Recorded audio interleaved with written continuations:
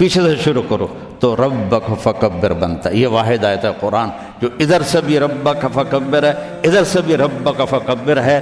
یہ تاکید کے لیے کہ اب تو میرے نغمے گا، میری بڑائی کے بول بول، لوگوں کے دلوں میں جو پتھر گھس چکے ہیں ان کو نکال کے باہر پھینک دے۔ تو میرے نبی نے کہا خدیجہ میرا بستر لپیٹ دے، میرے آرام کے دن گئے، میرے رب نے مجھے کہا ہے کہ میں لوگوں کو پیغام سناؤں، میری کون سنے گا، میں کس کو سناؤں؟ من ادعو ومن یستجیب۔ تو حضرت خدیجہ رضی اللہ عنہ نے عرض کیا یا رسول اللہ انت اول من تدعو وانا اول من استجیب، آپ سب سے پہلے دعوت دیں، میں سب سے پہلے قبول کرتے ہیں۔ دوسرا اپنے نبی کی زندگی پڑھو، سیرت پڑھو کہ کس طرح میرے محبوب نے زندگی گزاری، کس طرح میرے محبوب نے لیل و نہار گزارے، کیسے کیسے کٹھن گھاٹیوں سے گزرے، کتنی مشقتوں سے گزرے۔ ہائے احد کی جنگ میں جب عتبہ بن ابی وقاص نے پتھر مارا جو یہاں لگا، ناک بھی زخمی ہو گیا، دانت بھی ٹوٹ گئے، تو آپ پیچھے گرے۔ تو ابو عامر خزرج کا اوس کا ایک فاسق تھا، جو جیسے خزرج میں عبداللہ بن ابی تھا سردار بننے والا، تو اوس میں ابو عامر تھا سردار بننے والا، تو وہ بھی منافق ہو گیا۔ تو اس نے کھڈے کھودے ہوئے تھے مسلمانوں کے آنے سے پہلے، تو اس کھڈے میں آپ گرے، اور یہ جگہ کھڈے کے کنارے کے ساتھ لگی، تو آپ غش کھا گئے، بے ہوش ہو گئے۔ تو صحابہ سمجھے آپ کا انتقال ہو گیا۔ اس وقت آپ کے گرد ابو بکر تھے، عمر تھے، طلحہ تھے، زبیر تھے، علی تھے، اور عبادہ بن صامت تھے، ابو دجانہ تھے، یہ سعد بن الربیع تھے، نعمان بن حارثہ تھے، یہ آپ کے گرد کھڑے ہوئے تھے۔ تو تھوڑی دیر کے بعد آپ کو ہوش آیا، تو انہوں نے کہا یا رسول اللہ اب تو ان کے لیے بد دعا کریں۔ تو آپ نے کہا اللہم اہد قومی فإنہم لا یعلمون، یا اللہ میری قوم کو معاف کر دے، انہیں میرا پتہ نہیں ہے۔ اور صحابہ نے اپنے نبی کی محبت کے سبق ہمیں پڑھا دیے، چاروں طرف سے گھیرے میں آ گئے، اور حضرت طلحہ نے اپنا ہاتھ سیدھا کر دیا، ہر تیر اپنے ہاتھ پہ لے رہے تھے، ہر تیر اپنے ہاتھ پہ لے رہے تھے، یہاں تک کہ ہمیشہ کے لیے ان کا ہاتھ یہ شل ہو گیا اور معذور ہو گئے۔ اور قتادہ بن نعمان اپنا چہرہ آگے کر رہے تھے، اپنا چہرہ آگے کر رہے تھے، تو ایک تیر آ کے آنکھ میں لگا اور آنکھ نکل گئی۔ تو انہوں نے ایسے منہ موڑ اللہ کے نبی کی طرف اور رونے لگے، یا رسول اللہ میری آنکھ چلی گئی۔ آپ نے فرمایا آنکھ چاہیے یا جنت چاہیے؟ وہ کہنے لگے جی مجھے دونوں چاہیے، آنکھ بھی چاہیے، جنت بھی چاہیے، میری نئی نئی شادی ہوئی ہے، میری بیگم کو برا لگے۔ تو آپ نے اس کی وہ قیمہ جو بنا ہوا تھا وہ لیا اور یہاں رکھ کے اوپر ہاتھ پھیرا، اللہم اجعلھا احسن عینیہ، یا اللہ اس کی یہ آنکھ دوسری سے خوبصورت کر دے۔ تو وہ جب آنکھیں کھولی تو وہ اس سے زیادہ خوبصورت بن چکی تھی۔ تو انہوں نے میرے نبی کی زندگی کو اپنا کے دکھایا۔ موسیٰ علیہ السلام کی قوم پہنچی سمندر کے کنارے، آگے دیکھا سمندر، پیچھے دیکھا فرعون، تو کہنے لگے قال اصحاب موسیٰ انا، پھر لام، پھر مفعول کا صیغہ، انا لمدرکون۔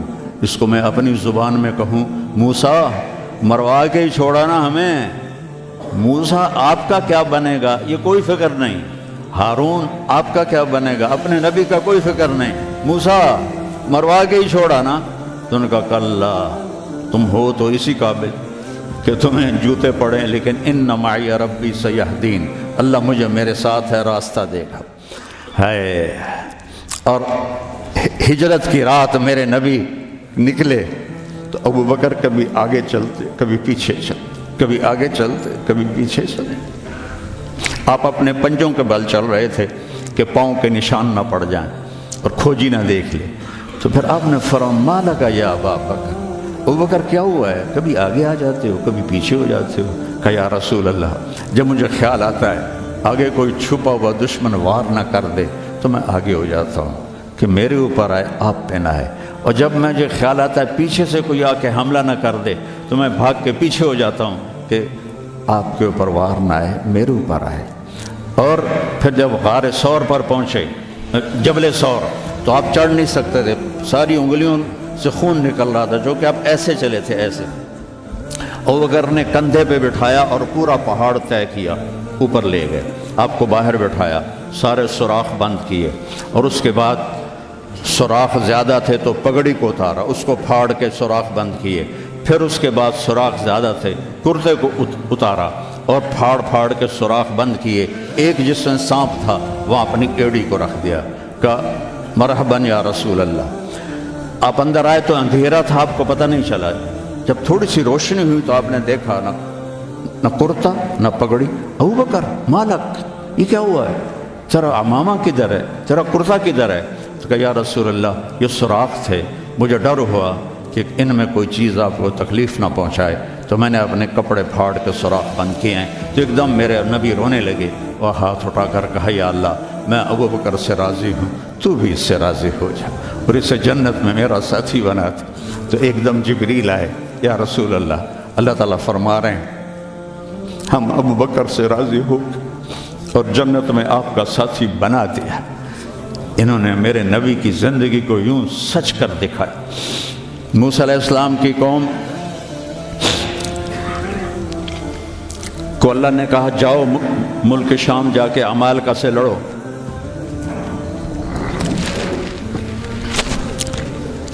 ان کا اذهب انت وربک فقاتلا، تو جا تیرا رب جائے، ہم نہیں لڑتے۔ اور بدر کے لیے جب آپ نے پوچھا بولو کیا کرنا ہے، تو مقداد ابن اسود نے کہا اذا لا نقول كما قالت بنو اسرائیل اذهب انت وربک فقاتلا بل نقاتل امامک وخلفک وعن یمینک وعن شمالک۔ یا رسول اللہ ہم بنو اسرائیل نہیں ہیں کہ کہیں جاؤ اور تو تیرا رب لڑے، ہم آپ کے آگے لڑیں گے، پیچھے لڑیں گے، دائیں لڑیں گے، بائیں لڑیں گے، ہماری لاشوں سے گزر کر وہ جائیں گے۔ بنو اسرائیل نے سمندر پار کیا، آگے پتھر کے بت کی پوجا ہو رہی ہے۔ یا موسیٰ اجعل لنا الہا کما لہم آلہہ، یا اللہ موسیٰ ایک خدا ہمیں بھی لے کر دو اس جیسا۔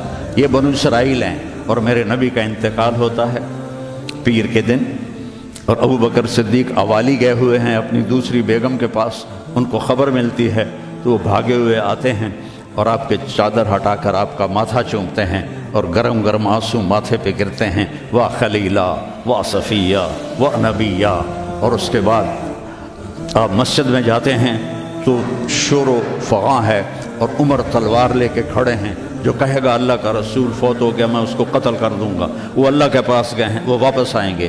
تو ابوبکر ممبر پر آئے، کہا عمر اقعد اقعد، کھڑے ہوئے آدمی کو کہنا ہو بیٹھ جاؤ تو اقعد، اور لیٹے ہوئے آدمی کو کہنا ہو بیٹھ جاؤ تو اجلس۔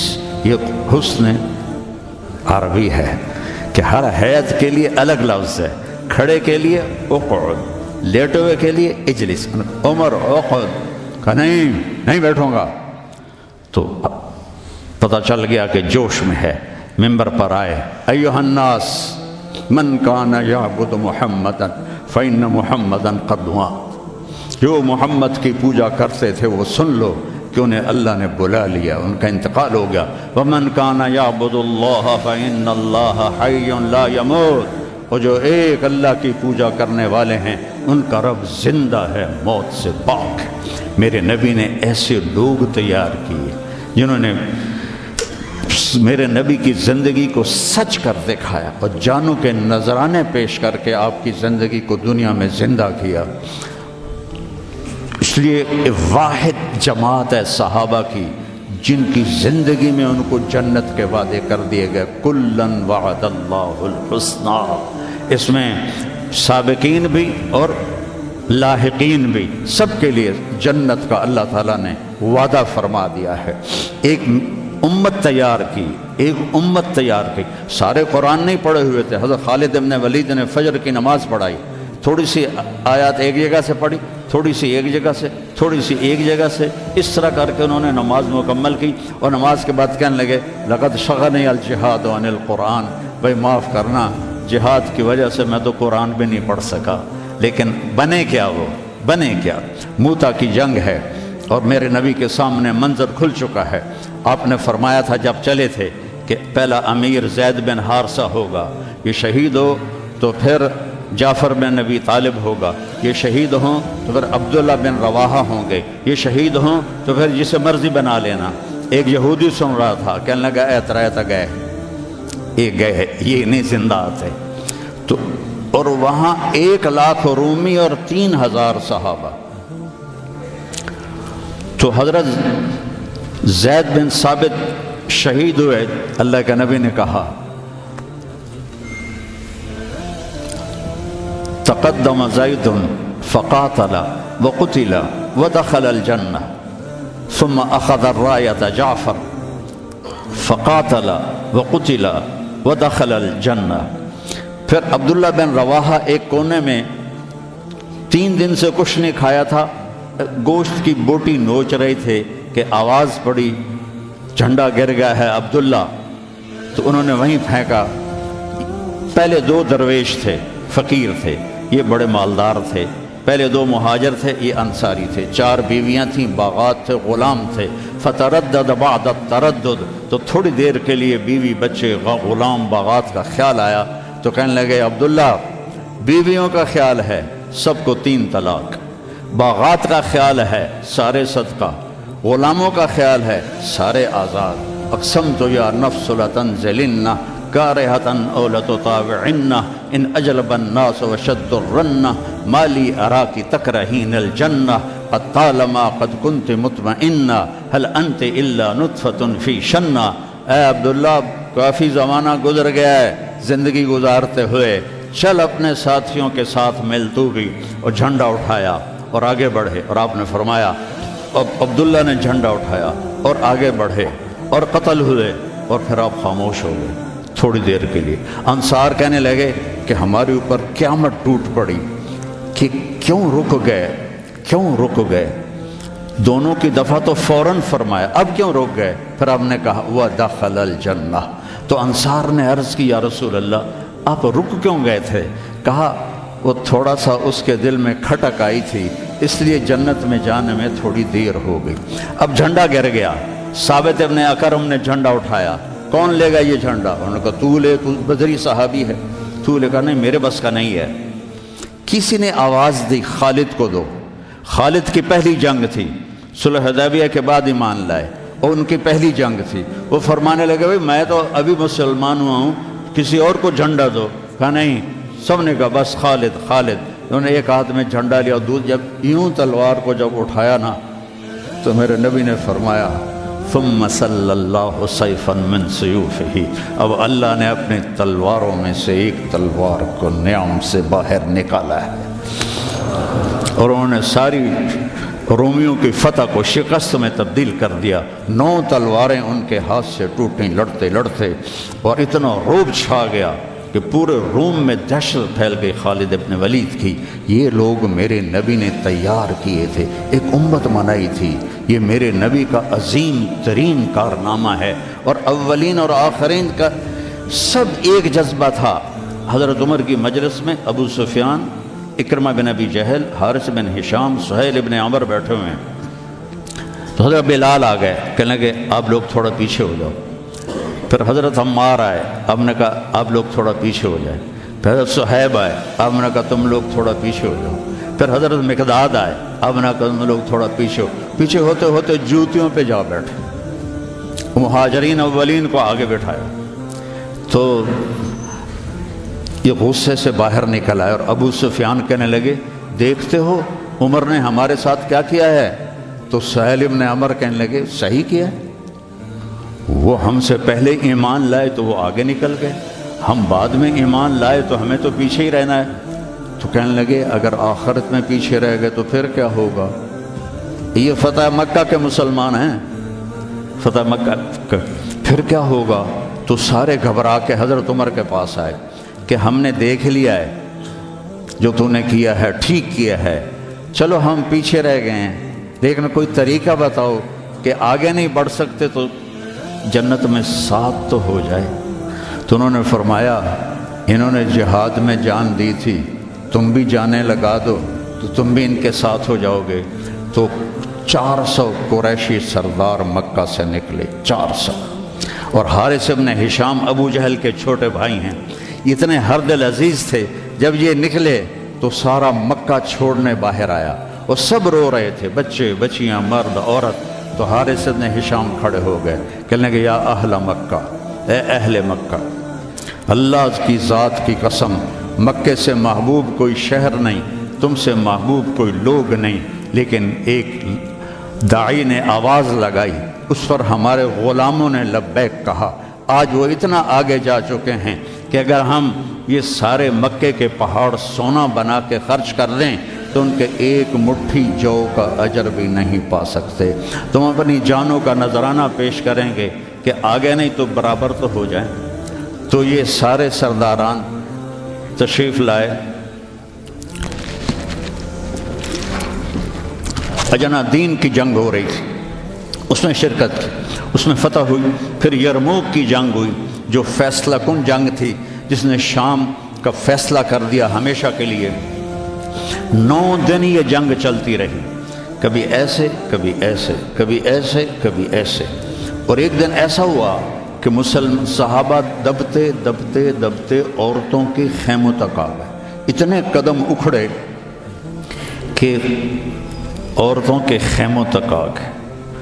تو حضرت اکرمہ رضی اللہ تعالیٰ عنہ نے اپنی تلوار کی نیام کو توڑ دیا اور لوہے کے ٹوپی کو اتار کے پھینک دیا، کہا من یبایعنی علی الموت، یا اللہ ہمیں موت دے گا یا فتح دے گا۔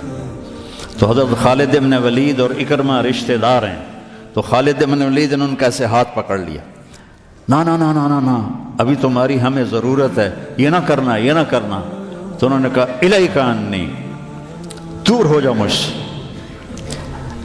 انی و ابی کان من اشد الناس عداوۃ لرسول اللہ و افر منکم اليوم، میں اور میرا باپ ساری زندگی دشمن اسلام رہے، آج ہی تو داغ دھونے کا وقت آیا اور میں بھاگ جاؤں۔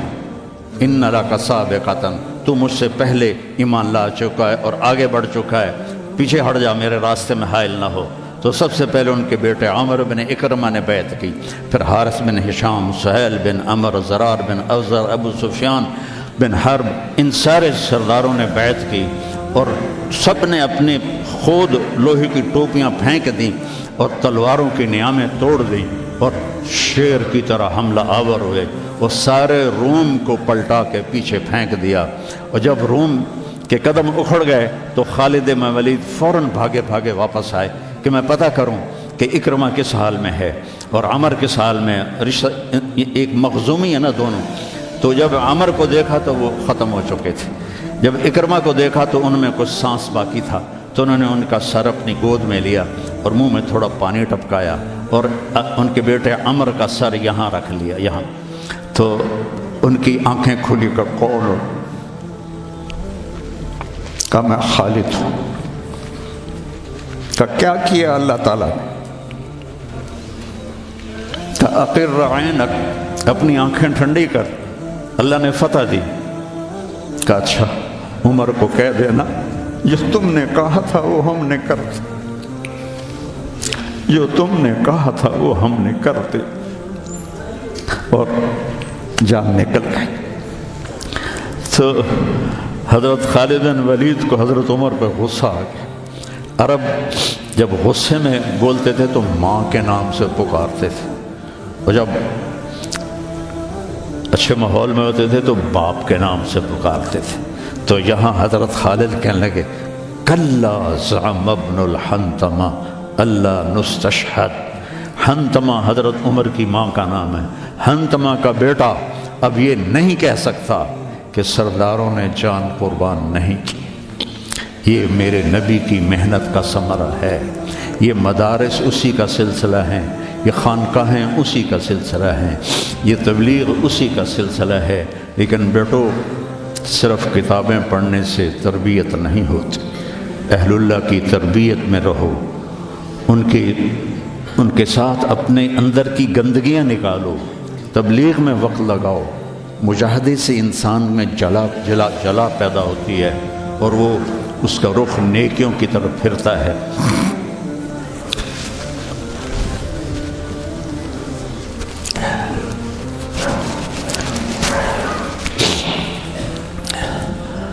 تو تو نیت کرتے ہو سارے؟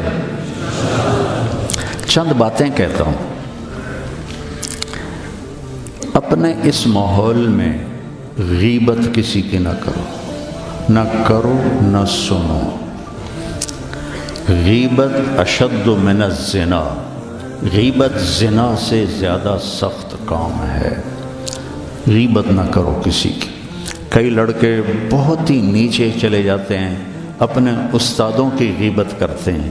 یہ محروم ہو جائیں گے، یہ کبھی بھی علم حاصل نہیں کر پائیں گے. تو مجھے ایک واقعہ یاد آ گیا. قاضی احسان احمد شجاع آبادی رحمۃ اللہ علیہ ختم نبوت کے امیر تھے.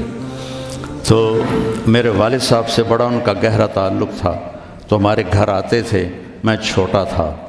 تو انہوں نے اپنا واقعہ سنایا کہ میں تو ناقص کا صیغہ ہوں قاضی، تو ویسے بھی میں ناقص تھا، مجھے اتنا پڑھنا لکھنا آتا نہیں تھا.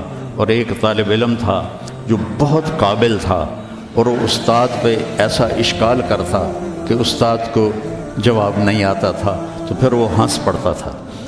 تو ایک دن استاد نے دکھی ہو کر کہا جا تو بھینسیں ہی چرائے گا. اور ایک دفعہ میرے استاد اٹھے تو ان کا جوتا دور پڑا تھا. تو میں بھاگ کے گیا، جوتا اٹھا کے لایا اور ان کے سامنے رکھا. کہنے لگے بادشاہ تیرے جوتے سیدھے کریں گے انشاءاللہ. تو قاضی صاحب فرمانے لگے کہ اس لڑکے کو میں نے خود بھینسیں چراتے دیکھا، میں نے اسے خود بھینسیں چراتے دیکھا. اور تحریک ختم نبوت میں جب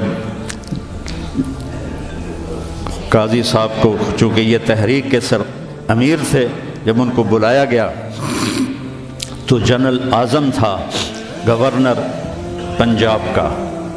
تو جو بھی بات چیت ہوئی وہ تو انہوں نے نہیں بتائی تھی. جب اٹھے تو ان کے جوتے قالین سے پرے پڑے تھے. تو جنرل اعظم بھاگ کے گیا اور آپ کے جوتے اٹھا کے لا کے آپ کے سامنے رکھے. تو قاضی صاحب رونے لگے. تو انہوں نے کہا حضرت جی اس میں رونے کی کیا بات؟ کہا نہیں، ایک بات یاد آئی ہے اپنے استاد کی، آج اس کو زندہ ہوتا دیکھ رہا ہوں تو اس پہ رونا آیا ہے. اپنے استادوں کی غیبت نہ کرو، ان کی برائی نہ دیکھو. وہ آنکھیں بند کر دو جو کسی کی برائی دیکھتی. اپنے عیب دیکھو، دوسروں کی خوبیاں دیکھو. ایک آپ میں غیبت نہ ہو. کوئی آپس میں لڑا ہوا نہ ہو کہ میں نے اس سے بات نہیں کرنی. اب بچے ہیں، جوان ہیں، ہو سکتا ہے کوئی بچہ کسی بچے سے لڑا ہوا ہو اور اس کی بول چال بند ہو، تو ایسے دل کے اوپر تالے نہ لگاؤ. اپنے دل کو کھلا کرو اور معاف کر دو اور اس کے سینے سے لگ جاؤ. تب جا کر تمہارے اندر علم کا کچھ نور آئے گا. جس دل میں بغض ہوتا ہے اس میں علم نہیں آتا ہے. اور پہلی تکبیر اولیٰ کی کوشش کرو. تکبیر اولیٰ کے ساتھ نماز پڑھنے کی کوشش کرو. تکبیر اولیٰ کے ساتھ نماز پڑھنے کی کوشش کرو. آپ جوان ہیں، تہجد کی پابندی کرو. بڑی پرانی بات ہے. مولانا یوسف صاحب رحمہ اللہ کے تھے ایک تربیت یافتہ میاں جی نباتی. تو ان کی جماعت آئی ہوئی تھی تو میں ان سے ملنے گیا. مجھ سے کہنے لگے مولوی صاحب اگر اپنی بات میں اثر پیدا کرنا ہے تو رات کو اٹھنا سیکھ لے. اگر اپنی بات میں اثر پیدا کرنا ہے تو رات کا اٹھنا سیکھ لے. یہ آپ سے بھی کہتا ہوں کہ رات چاہے 2 نفل پڑھ لو، لیکن رات کو اٹھ کر قم اللیل الا قلیلا نصفہ او انقص منہ او زد علیہ ورتل القرآن ترتیلا. یہ رات کا اٹھنا ان ناشئۃ اللیل ہی اشد وطئا واقوم قیلا ان لک فی النہار سبحا طویلا واذکر اسم ربک وتبتل الیہ تبتیلا. رات کا اٹھنا یہ آپ کے اللہ سے ملا دے گا. آپ آپس میں نفرت نہ ہو، آپس میں نفرت نہ ہو، آپس میں کسی سے بول چال بد نہ ہو، کسی استاد کی بے اکرامی نہ ہو. پھر پھر چاہے تمہارے کچے پچے سبق بھی ہوں گے نا، جب اللہ کام لینے کا ارادہ کرتا ہے پھر کچا پکا نہیں دیکھتا، پھر اسے قبول کرتا ہے۔ مولانا تعالی شاہ بخاری رحمہ اللہ نے دورہ نہیں پڑھا تھا، صرف مشکات تک پڑھا تھا، تو وہ جب کبھی علماء میں بیان ہوتا اس جیسا تو کوئی خطیب ہندوستان میں تو کم از کم آج تک نہیں آیا۔ وہ کہتے علماء کرام مجھے تو مشکات ہضم نہیں ہو رہی اور میں گلی گلی پھر رہا ہوں، تم سارے دورے پڑھ کے آرام سے بیٹھے ہوئے ہو۔ یہ ان کا ایک جملہ مجھے سنایا ہمارے استاد مولانا ظفر صاحب رحمہ اللہ، فوت ہو گئے ٹھینگی میں، ان کا مدرسہ تھا جامعہ خالد بن ولید۔ تو بچوں آپس کی محبت سے رہو، اپنے سبق کے ساتھ انصاف کرو۔ مولانا منظور صاحب آپ کے بہت بڑے محسن اور ہمارے مکتب فکر کا بہت بڑا یہ سرمایہ ہے، تو ان کی دل سے محبت کرو۔ یہ چیزیں محبت سے منتقل ہوتی، محبت سے چیزیں منتقل۔ یہ ٹیلی فون نہیں، دو ایسے کرتے ہیں یا یوں ایسے لگاتے ہیں تو سارا ڈیٹا دوسرے فون میں چلا جاتا ہے کہ نہیں؟ سارا ڈیٹا چلا جاتا ہے۔ یہ وہ فون ہے، ان کے ساتھ جڑو گے تو ان کا ڈیٹا تمہارے اندر چلا جائے گا، کسی کی دعا لگ جائے گی۔ ایک دفعہ واقعہ سنا کہ میں بس کرتا ہوں۔ میں مدرسے کا امیر تھا رائیونڈ میں، تو مجھے سارے دن کی کارگزاری سنانی ہوتی تھی مولانا احسان صاحب کو، جو آج کل بہت علیل ہیں۔ تو میں برآمدے میں کھڑا تھا، سردیوں کے دن تھے، تو مولانا عبد الرحمن صاحب رحمۃ اللہ علیہ میرے استاد تھے، سب سے شفیق، وہ برآمدے میں ان کا بستر ہوتا تھا، مولانا احمد بٹلہ وہ، تو انہوں نے کروٹ بدلی اور کیا ہائے زور سے، تو احمد بٹلہ صاحب فرمانے لگے مولوی صاحب خیریت ہے، کیا ہوا؟ کہنے کہ سر میں بڑا درد ہے۔ تو اس وقت رائیونڈ میں تھرموس رکھنا جرم تھا، تو 2-3 لڑکے تھے جنہوں نے چھپا کے رکھا ہوا تھا، تو مجھے پتا تھا، تو میں اسی وقت اڑ کے گیا اور اس سے میں نے کہا تھرموس دو، انہوں نے کہا وہ وہاں چھپا کے رکھا ہے۔ میں نے وہ لیا اور بغل میں دبا کے اوپر چادر لے لی، سردیوں کا زمانہ تھا۔ مولانا تشریف لائے، ان کے ساتھ میں ان کے گھر تک گیا، ان کو کارگزاری سنائی، وہ اندر گئے، میں نے وہیں سے دیوار سے چھلانگ لگائی۔ یہ 72-73 کی بات ہے، جب کوئی بازار نہیں تھا رائیونڈ میں، 2-3 صرف چھوٹے چھوٹے ہوٹل تھے اور 10 بجنے والے تھے، اور اس وقت سناٹا ہوتا تھا۔ میں نے کہا یا اللہ چائے بھی مل جائے اور سر درد کی گولی بھی مل جائے تو آج میرا کام بن جائے گا۔ تو میں نے سارا دیکھا تو سب ہوٹل بند، ایک ہوٹل بند تھا لیکن تھوڑا سا کیواڑ کھلا ہوا تھا اور اندر سے روشنی آ رہی تھی۔ وہ انور نام کا ایک ساتھی تھا مرحوم، اس کا ہوٹل تھا۔ میں اندر گیا، میں نے کہا بھائی انور چائے چاہیے؟ کہا بھائی میں تو تھک گیا ہوں سارا دن، تو خود بنا لے۔ تو وہ سٹوو ہوتا تھا ہوا والا، وہ میں نے چائے بنائی، تھرموس میں ڈالی۔ میں نے کہا کوئی سر درد کی گولی ہے تیرے پاس؟ اب چائے کے کھوکھے پر کھوکھا، سر درد کی گولی کا کیا کام ہے؟ کہنا کہ وہ پھٹے پر دیکھو شاید کوئی پڑی ہو۔ تو میری تقدیر میرا ساتھ دے رہی تھی، میں نے دیکھا تو ایک ساری ڈان ہوتی تھی اس وقت، وہ سر درد کی گولی تھی، جیسے آج کل پیناڈول ہے، وہ ساری ڈان پڑی تھی۔ میں نے کہا لے بھائی آج کام بن جائے گا۔ میں نے وہ لی اور دوڑ لگائی، اور جب مولانا چادر لے کے پڑھتے تو میں نے ایسے پاؤں دبائے، تو انہوں نے سر سے رضائی ہٹائی، مجھے دیکھا، کیا بات؟ میں نے کہا جی یہ چائے ہے، یہ گولی ہے، آپ کھا لیں، آپ کے سر میں درد۔ تو ان کے منہ سے کلمات نکلے، اس کا میں ثمرہ ہوں، اپنی ذات میں کچھ نہیں، میرے استاد کی دعا مجھے لگی۔ ان کے چہرے پر اتنی خوشی آئی،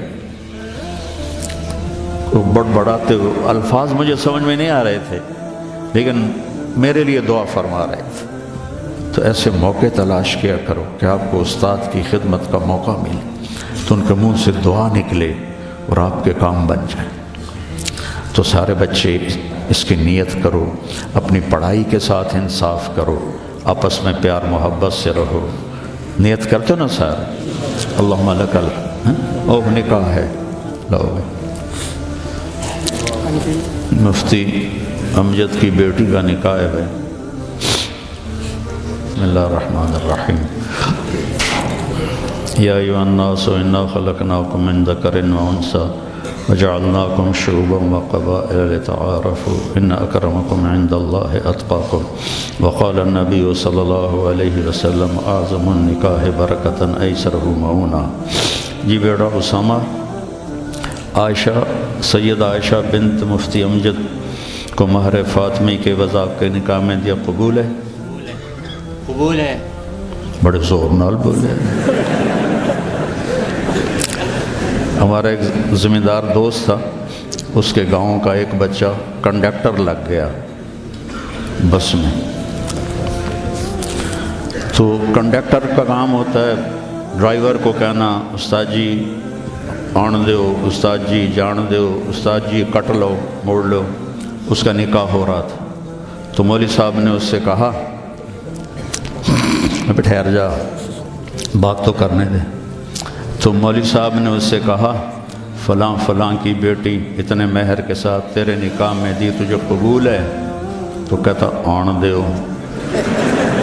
تو اس کے بھائی نے اس کو ایسے کونی ماری، کہتا جان دیو۔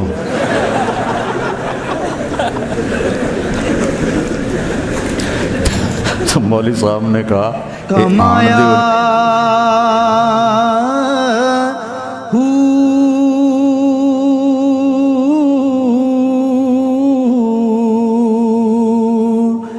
نام بھج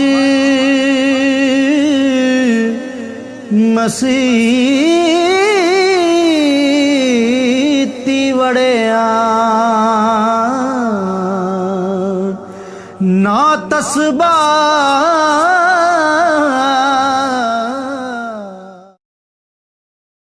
کونی ماری، کہتا جان دیو۔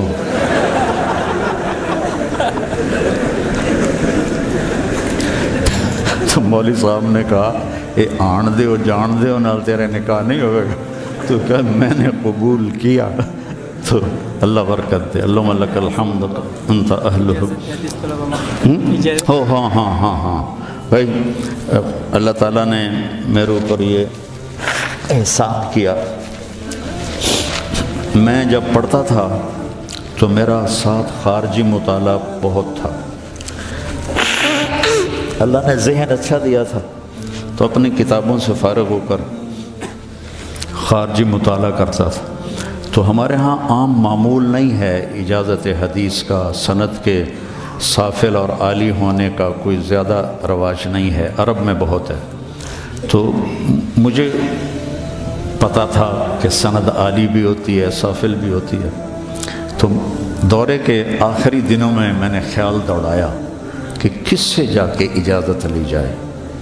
تو مولانا عزیر گل رحمۃ اللہ علیہ شیخ الہند کے براہ راست شاگرد تھے۔ تو وہ رہتے تھے سخا کوٹ کے آگے گاؤں تھا۔ تو میں نے رائمنڈ میں، ہم جامعہ رشیدیہ میں دورہ کرتے تھے، جب رائمنڈ میں دورہ نہیں تھا مولانا عبداللہ صاحب رائے پوری، ان کی وجہ سے ہمیں وہاں بھیجتے تھے۔ تو کوئی لڑکا تیار نہ ہوا میرے ساتھ، تو ایک فتح جنگ کا تھا اور ایک بنو کا۔ میں نے ان سے کہا تمہارا تو گھر بھی ادھر ہے، تم تو میرے ساتھ چلو، میں نے تو واپس ملتان آنا ہے۔ وہ تیار ہو گئے، ہم سخا کوٹ پہنچے۔ ان کے بیٹے تھے عبدالرؤف صاحب رحمہ اللہ، کپڑے کی دکان۔ تو ہم نے ان سے کہا کہ جی اس طرح ہم آئے ہیں اجازت حدیث کے لیے، تو ہنس پڑے، کہنے لگے انہوں نے مولانا عبدالحق کوڑا خٹک والوں کو اجازت نہیں دی، تو تم کون ہو؟ تمہیں تو وہ جانتے بھی نہیں، وہ دیتے ہی نہیں، ناراض ہو جاتے ہیں۔ تو مولانا محمد میاں صاحب تھے رحمۃ اللہ علیہ، ہم اس میں جامعہ مدنیہ میں، تو وہ حضرت شیخ مولانا مدنی رحمہ اللہ کے خلیفہ تھے، انہوں نے اپنے بیٹے کو بھیجا، اس کو بھی نہیں دی۔ ہم نے کہا یہ آپ پھر ہماری ملاقات کرا دیں؟ انہوں نے کہا چلو ملاقات کرا دیتا ہوں۔ تو ہم نے کیا کیا، پہلے گئے مسجد میں، 2 نفل پڑھ کے اس کا ثواب مولانا کو ہدیہ کیا، مولانا عزیر گل صاحب کو، کہ یا اللہ ان کا دل نرم کر دے اور یہ ہمارا تحفہ ان تک پہنچا دے۔ تو آ گئے۔ میں نے دو شخصیتوں کو وجاہت کے لحاظ سے ایسا دیکھا ہے کہ ایسا اور کوئی نہیں دیکھا۔ مولانا زہر گل صاحب 6.25 فٹ قد، یہ میری 2 کلائیاں مل کے ان کی 1 کلائی بنتی تھی، اور ایسا نورانی چہرہ، آنکھیں چلی گئی تھیں۔ دین میں تو مولانا زہر گل جیسی وجیح بارو میں نے نہیں دیکھا، اور دنیا میں اکبر بگٹی جیسا وجیح بندہ میں نے نہیں دیکھا۔ 2 دفعہ مجھ سے ملنے گئے تھے یہی تبلیغ کے سلسلے میں، تو وہ کہنے لگے کون ہو؟ نابینا ہو گئے تھے، یہ لاٹھی ہاتھ میں تھی۔ تو میں متکلم تھا، میں نے کہا جی ہم طلبہ ہیں، رائمنڈ سے پڑھا ہے، سائیوال میں دورہ کیا ہے، اور اب ہم آپ سے اجازت حدیث کے لیے حاضر ہوئے ہیں۔ وہ تو جلال میں آ گئے، جیسے ان کے بیٹے نے کہا تھا، اتنا غصے ہوئے، میں جاہل، میرے پاس کیا لینے آئے ہو، مجھے کچھ نہیں آتا، ایسے آ گئے ہو۔ کافی دیر ڈانٹتے رہے، اور اس میں ایک بات ان کے منہ سے نکلی، بغیر کتاب کے کوئی اجازت نہیں ہوتی۔ ان کو خیال تھا کہ ہم ویلے ہی آ گئے ہیں۔ تو جب ان کا غصہ تھوڑا سا ٹھنڈا ہوا تو ان کے بیٹے نے ایسے کیا کہ نہیں بولنا۔ میرے دونوں ساتھی نے مجھے ایسے کیا، ہمت کرو ہمت کرو۔ اب میں 2 کشتیوں پہ ہو گیا، ان کا بیٹے کہہ رہے ہیں، اور واقعی لگتا تھا یہ ڈنڈا کہیں ہمیں سر پہ نہ مارے۔ تو میں نے کہا حضرت کتاب ہمارے پاس ہے، ہم کچھ پڑھ کے سنا دیتے ہیں، اگر آپ کو اچھا لگے تو ہمیں اجازت دے دیں، اگر اچھا نہ لگے تو ہمارے لیے بہت بڑی سعادت ہے کہ شیخ الہند کے شاگرد سے کے سامنے ہم نے حدیث پڑھی۔ تو ان کا ڈنڈا یہاں رکھا ہوا تھا، یہاں ایسے، تو انہوں نے وہ ڈنڈا وہاں سے ہٹا کے یہاں رکھ لیا، یہاں ایسے۔ وہ کافی دیر اس کیفیت میں بیٹھے رہے، ایک دم کہنے لگے اچھا پڑھو۔ تو میں نے یہ پہلی حدیث جو تھی انما الاعمال بالنیات، پہلی حدیث میں نے پڑھی، دوسری مولوی عبد الودود تھے فوت ہو گئے، انہوں نے پڑھی، تیسری مولوی اسحاق نے پڑھی۔